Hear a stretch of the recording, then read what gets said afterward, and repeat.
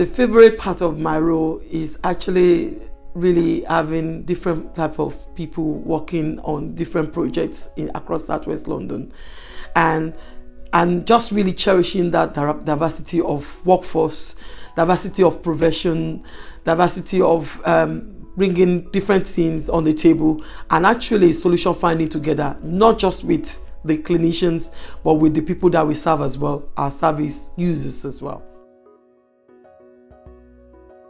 Diversity is very important to the NHS because of the nature of the people we look after. We look after different type of people from different continents, different demographics, and different backgrounds as well. And the workforce should reflect similar in terms of how to care for these different people. But more importantly as well, COVID has showed us that there is high emphasis that should be laid on actually having diversity of workforce. Black History Month is really important in the history of the NHS.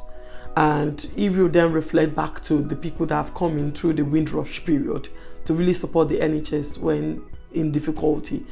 And I think for us that are working in the NHS, it's really important that we celebrate that sort of like demographics differences, diversity of workforce that has really helped the NHS to develop over the years.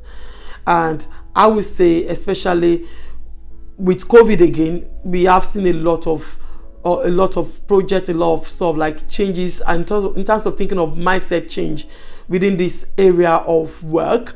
And I have to mention, as I talk about Black History Month, issue around George Floyd in America and what that has actually brought to light in terms of how many times as Black people went through a can't breathe period. And when are we going to stop that period of when we cannot breathe? When can we start just breathing freely across the whole sector? How can we start breathing freely in terms of what we do without being without being afraid that we're going to lose our job or we're not going to get that promotion that we look for? When are we going to start being seen as being equal, as being human? And when do we have to stop really looking at color and see human being rather than color?